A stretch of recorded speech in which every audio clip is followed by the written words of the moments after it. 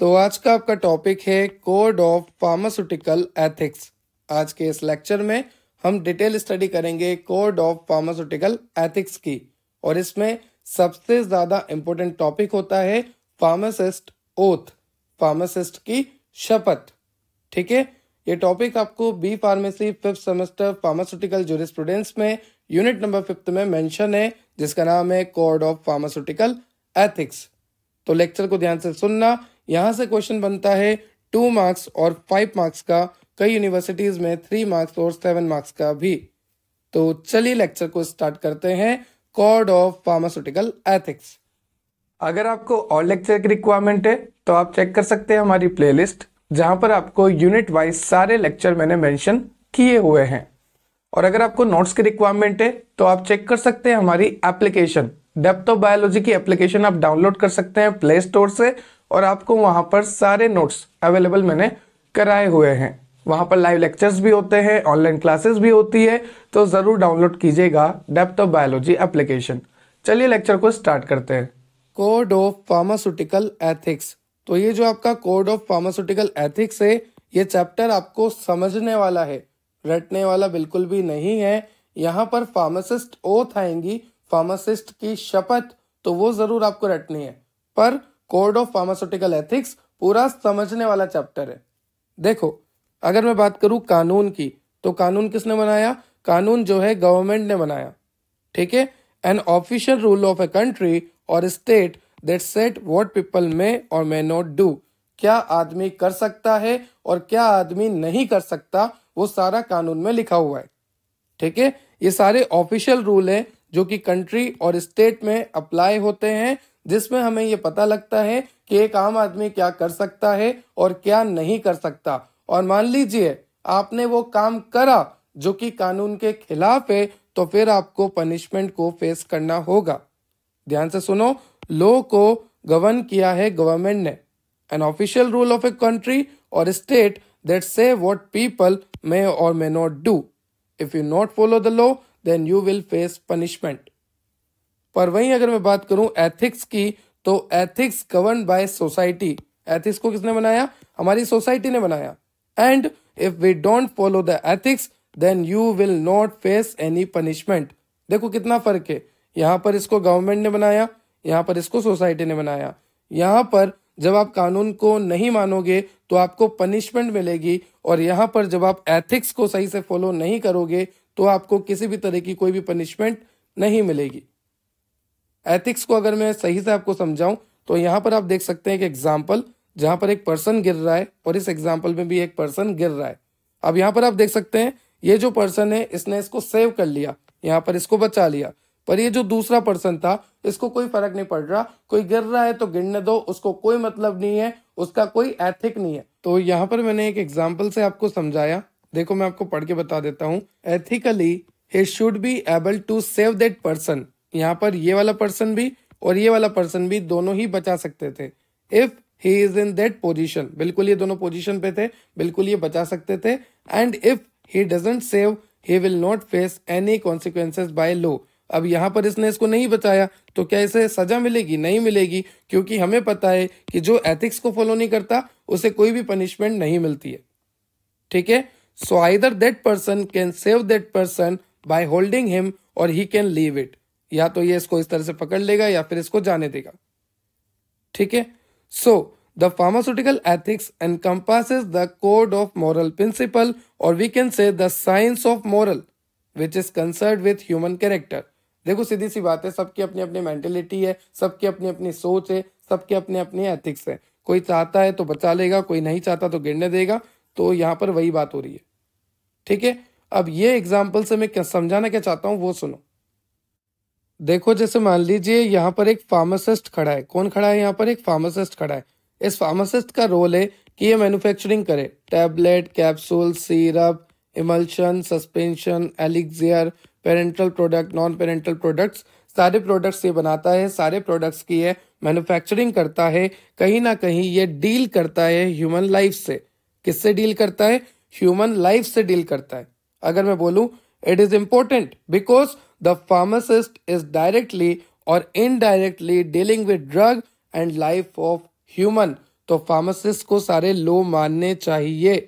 जैसे drug and cosmetic act आया था, तरह तरह के एक्ट आते हैं, तरह तरह के लॉ आते हैं, तो फार्मासिस्ट को सारे लॉ को फॉलो तो करना ही होगा। अगर फार्मासिस्ट लॉ को फॉलो ना करेगा तो उसे पनिशमेंट मिलेगी, पर साथ ही साथ फार्मासिस्ट को एथिक्स को भी फॉलो करना होगा, एथिक्स को भी अप्लाई करना होगा। अगर मान लीजिए फार्मासिस्ट है, उसने सारे लॉ को फॉलो करा, पर फार्मासिस्ट के माइंड में है कि चलो कमाई करते हैं, चलो कुछ एडल्ट्रेशन करते हैं, ठीक है, तो उस हिसाब से फिर उसके एथिक्स किसी काम के नहीं है। ठीक है, एथिक्स का सीधा सा मतलब अगर मैं आपको बताऊं तो एथिक्स का मतलब होता है how you can professionally improve your behaviour toward your professional. How you can professionally improve your behaviour towards your profession, उसे कहते हैं एथिक्स। तो देखो, अगर मैं बात करूं टुडेज फार्मासिस्ट की, आज के फार्मासिस्ट की अगर मैं बात करूं, तो फार्मासिस्ट जो है ड्रग मेकर है, ड्रग कस्टडियन है, ड्रग डिस्पेंसर है, पेशेंट काउंसलर है, ड्रग रिसर्चर है, ड्रग एजुकेटर है।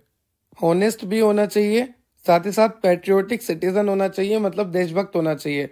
तो आज का जो फार्मासिस्ट है वो ड्रग मेकर है, ड्रग कस्टडियन है, ड्रग डिस्पेंसर है, पेशेंट काउंसलर है, ड्रग रिसर्चर है, ड्रग एजुकेटर है, हॉनेस्ट है और पैट्रियोटिक सिटीजन है।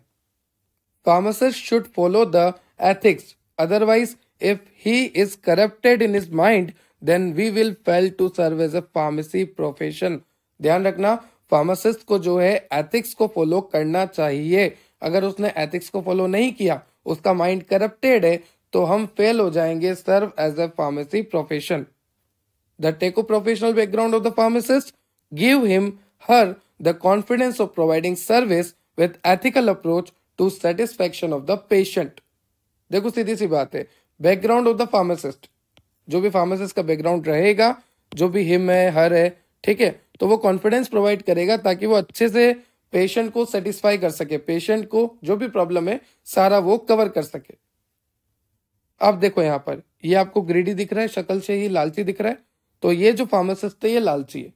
अब देखो यहाँ पे होता क्या है, तो ये जो आपका फार्मासिस्ट है ये सिर्फ और सिर्फ स्टैंडर्ड क्वालिटी की ड्रग को ही सेल कर सकता है।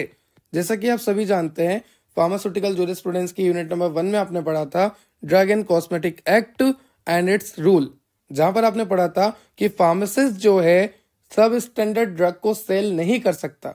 यहाँ पर लिखा है prevent a pharmacist from selling drug which are not of standard quality. आप ऐसी ड्रग सेल नहीं कर सकते जो कि स्टैंडर्ड क्वालिटी की नहीं हो। अगर आपको ड्रग को सेल करना है तो ड्रग को स्टैंडर्ड क्वालिटी की, अच्छी क्वालिटी की होना ही जरूरत है, ठीक है। बट अभी क्या चल रहा है, कट थ्रोट कंपटीशन चल रहा है। क्या चल रहा है, कट थ्रोट कंपटीशन, मतलब कि भयंकर कंपटीशन चल रहा है एक दूसरे के खिलाफ। ये फार्मासिस्ट है, यहाँ पर एक और फार्मासिस्ट है, ठीक है। अब पेशेंट आ रहे हैं, पी से क्या आ रहे हैं, पेशेंट आ रहे हैं, तो जरूरी थोड़े ना वो इसी के पास जाए, हो सकता है वो इसके पास भी आ जाए, तो पेशेंट उसी के पास जाएगा जहां पर पेशेंट को फायदा दिखेगा। तो फार्मासिस्ट क्या करते हैं, ऐसा बोलते हैं, देखो एक पैरासीटामोल के पत्ते के साथ एक पत्ता फ्री, या फिर पैरासीटामोल का पत्ता यहाँ पर 45 में मिल रहा है तो यहाँ पर ये 40 में ही दे देगा। तो यहाँ पर क्या होता है, pharmacist sell drug at cheaper rate than that of his fellow pharmacist. जो इसका फार्मासिस्ट साथी है ना, उसके कंपेयर में ये वाला फार्मासिस्ट जो है सस्ती दवाइयां देगा, और जब ये सस्ती दवाइयां देगा तो फिर सारे पेशेंट किसके पास जाएंगे, सस्ती दवाइयां वाले के पास, ठीक है। But ethically it is not correct. पर देखा जाए तो क्या ये सही है, बिल्कुल भी नहीं, ठीक है। अब आप मुझसे बोलोगे कि सर मुझे एक डाउट है, तो मैंने पूछा क्या, तो आप मुझे ये पूछोगे कि सर जो फार्मासिस्ट है वो सारे कानून तो मानेगा, क्योंकि कानून को ना मानने पे उसे पनिशमेंट मिलेगी, तो फिर वो एथिक्स को कैसे मानेगा, और वो क्यों मानेगा एथिक्स को। तो ध्यान रखना, पीसीआई जो होता है फार्मेसी काउंसिल ऑफ इंडिया, वो बोलता है मैं हूं ना, मैं दूंगा इसे। तो पीसीआई जो है फॉर्मुलेट करता है कोड ऑफ एथिक्स। पीसीआई क्या बनाता है, कोड ऑफ एथिक्स बनाता है, क्योंकि आप सभी जानते हैं कि जब फार्मासिस्ट एथिक्स को फॉलो नहीं करता तो उसे कोई भी पनिशमेंट नहीं मिलता। तो पीसीआई ने क्या किया, the code of ethics formulated by the PCI, pharmacy council of India ने कोड ऑफ एथिक्स को बना दिया for the guidance of Indian pharmacist. तो देखो सच अनहेल्थी टेंडेंसीज मतलब अभी जो वो आपका फार्मासिस्ट था जिसने कंपटीशन के चक्कर में एक के साथ एक फ्री देना स्टार्ट कर दिया, सस्ती रेट में दवाइयों को देना स्टार्ट कर दिया, तो ये जो अनहेल्थी टेंडेंसीज है जिसकी परछाई कानून में नहीं है, जो कानून सही नहीं कर सकता, तो उसको सही करने के लिए एथिकल कोड आया। एथिकल कोड को या फिर आप बोल लो कोड ऑफ एथिक्स को पीसीआई ने बनाया। That's why government can also give an ethical code for all pharmacist to be followed. ठीक है, तो कोड ऑफ एथिक्स क्या है? Guide the pharmacist. फार्मासिस्ट को गाइड करता है कोड ऑफ एथिक्स कि उसे किस तरह से डील करना है जनरल पब्लिक के साथ, उसे किस तरह से डील करना है पेशेंट के साथ, उसे किस तरह से डील करना है खुद के साथ, और उसे किस तरह से डील करना है मेंबर्स ऑफ मेडिकल और हेल्थ प्रोफेशन के मेंबर के साथ। I repeat, code of ethics जो है वो फार्मासिस्ट को गाइड करेगा कि आपको किस तरह से डील करना है जनरल पब्लिक के साथ, आपको किस तरह से डील करना है पेशेंट के साथ, आपको किस तरह से डील करना है खुद के साथ, और आपको किस तरह से डील करना है members of medical and health profession के साथ। नेक्स्ट है आपका principle of pharmaceutical ethics. Pharmacist should be a good and law abiding citizen, मतलब ऐसा सिटीजन जो कि हमेशा कानून माने। तो फार्मासिस्ट जो है अच्छा होना चाहिए, साथ ही साथ ऐसा पर्सन होना चाहिए जो हमेशा कानून माने। He should be a person with an attitude of service and sacrifice and concern for welfare of both patient and public. Pharmacist not involved in any action which may bring disrepute the profession. Pharmacist को ऐसे किसी भी action में involve नहीं होना चाहिए जिसकी वजह से उनका प्रोफेशन खराब हो, डिसरेप्यूट हो उनके प्रोफेशन का। और भी पॉइंट्स है आपके प्रिंसिपल ऑफ फार्मास्यूटिकल एथिक्स में, जैसे कि pharmacist never disclose any information about patient. Patient की किसी भी इंफॉर्मेशन को फार्मासिस्ट को डिस्क्लोज नहीं करना चाहिए। Pharmacist should not get involve in any unethical work under pressure. चाहे प्रेशर भी हो तो भी फार्मासिस्ट को किसी भी अनएथिकल वर्क में नहीं इन्वॉल्व होना चाहिए।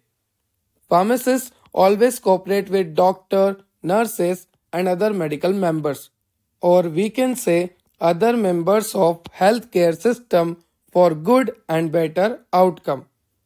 Pharmacist should possess good communication skill. Pharmacist की communication skill कैसी होनी चाहिए? Good होनी चाहिए, अच्छी होनी चाहिए, ताकि जब फार्मासिस्ट पेशेंट से इंटरेक्शन करेगा तो अच्छे से इंटरेक्शन करे, पेशेंट को वो सारी दवाइयों को अच्छे से समझा सके, उसे नॉलेज दे सके, उसे आइडिया दे सके कि कौन सी दवाई किस काम आती है। ये सारी बातें फार्मासिस्ट को पेशेंट को बतानी चाहिए। फार्मासिस्ट को मेडिसिन के बारे में, हेल्थ केयर प्रोडक्ट्स के बारे में, सभी चीज के बारे में पेशेंट्स को बताना चाहिए। Pharmacist should help the client with personal consultation, give information, knowledge about the proper use of medicine and health care products. Information provided must be clear, understandable, correct and up to date. Pharmacist जो भी information provide कर रहा है patient को, वो clear हो, साफ सुथरी हो, अंडरस्टेबल हो, एक ही बार में समझ में आ जाए, बिल्कुल सही हो और अप टू डेट हो। ठीक है, तो ये सारा था आपका प्रिंसिपल ऑफ फार्मास्यूटिकल एथिक्स में। उसके बाद आपको दे रखा है PCI frame the following ethics for Indian pharmacist which categorised under the following headings. PCI ने फ्रेम करा है, क्या फ्रेम किया है? फॉलोइंग एथिक्स, किसके लिए? इंडियन फार्मासिस्ट के लिए। Pharmacist in relation to his job, pharmacist in relation to his trade, pharmacist in related to his profession, pharmacist in relation to his medical profession. तो वन बाय वन देखते हैं। सबसे पहला है रिलेशन टू हिज जॉब, जैसे कि handling of prescription. Pharmacist का role होता है ना प्रिस्क्रिप्शन को हैंडल करना, तो हैंडलिंग ऑफ प्रिस्क्रिप्शन वो सही से करे, रीडिंग ऑफ प्रिस्क्रिप्शन भी वो सही से करे, क्योंकि मार्केट में सेम नाम से दवाइयां आती है, जैसे एस्पिरिन, एपिडिन, तो एक जैसा लग रहा है ना, एस्पिरिन, एपिडिन, डिजॉक्सिन, डिजिटॉक्सिन, तो ये जो एक जैसा नाम लग रहा है ना, इसमें कंफ्यूजन नहीं होना फार्मासिस्ट को। नेक्स्ट है हैंडलिंग ऑफ ड्रग। नेक्स्ट है कंडक्ट फार्मेसी, जो भी वो हॉस्पिटल चला रहा है या जो भी वो मेडिकल चला रहा है। फार्मासिस्ट की बात हो रही है तो मेडिकल की बात करेंगे। कंडक्टर फार्मेसी मतलब जो भी वो मेडिकल चला रहा है तो under the guidelines of PCI ही वो चलाए। नेक्स्ट है रिलेशन टू मेडिकल प्रोफेशन, तो good relation with public, good arrangement of drug and limitation of professional activity. Limitation of professional activity का मतलब है कि work as a team. Pharmacist जो है टीम की तरह काम करे, डॉक्टर के साथ, नर्स के साथ और अदर मेडिकल स्टाफ के साथ, ताकि एक बेटर आउटकम हमें मिले। तो सबसे पहला रिलेशन टू हिज जॉब, फिर relation to his medical profession and next relation to his profession. ठीक है, तो प्रोफेशन में क्या है? प्रोफेशनल विजिलेंस, मतलब सावधानी रखना है। कोई दो ऐसी ड्रग नहीं दे देनी जो कि इंटरेक्शन कर ले आपस में, तो ड्रग इंटरेक्शन नहीं होना चाहिए। या फिर ऐसी ड्रग ना दे दो आप जो कि स्प्यूरियस हो, जाली हो, या फिर एडल्ट्रेट हो, मिलावट वाली हो। तो ये आपको ध्यान रखना है, इसके लिए आपको सावधानी बरतनी होगी। सेकंड, लॉ अबाइडिंग सिटीजन, कानून को मानने वाला होना चाहिए। Should develop good relationship with professional organisation, जो बड़े बड़े ऑर्गेनाइजेशन है उनके साथ एक गुड रिलेशनशिप फार्मासिस्ट को बनाना चाहिए। And should maintain decorum. ठीक है, तो ये सारी कहानी हो गई PCI frame the following ethics for Indian pharmacist. Now next है आपका फार्मासिस्ट ओथ, मतलब फार्मासिस्ट की क्या क्या कस्में होनी चाहिए। तो ध्यान से सुनो, ये सारी आपको एज इट इज याद करनी है। ठीक है, जो शपथ लेते हैं ना वो शपथ है सारी, जैसे कि I swear by the code of ethics of pharmacy council of India in relation to the community and shall act as a integral part of health care team. I shall uphold the laws and standard governing my profession. I shall strive to perfect and enlarge my knowledge to contribute to the advancement of pharmacy and public health. I shall follow the system which I considered best for pharmaceutical care and counseling of patient. I shall hold endeavor to discover the manufacture of drug quality to alleviate suffering of humanity.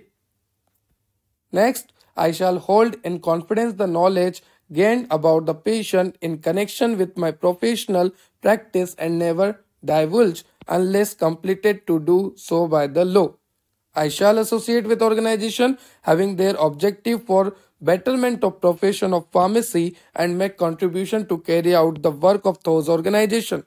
While I continue to keep this oath unviolated, may it be granted to me to enjoy life and practice of pharmacy respected by all at all times. Should I trespass and violate this oath, may the reverse by my lot.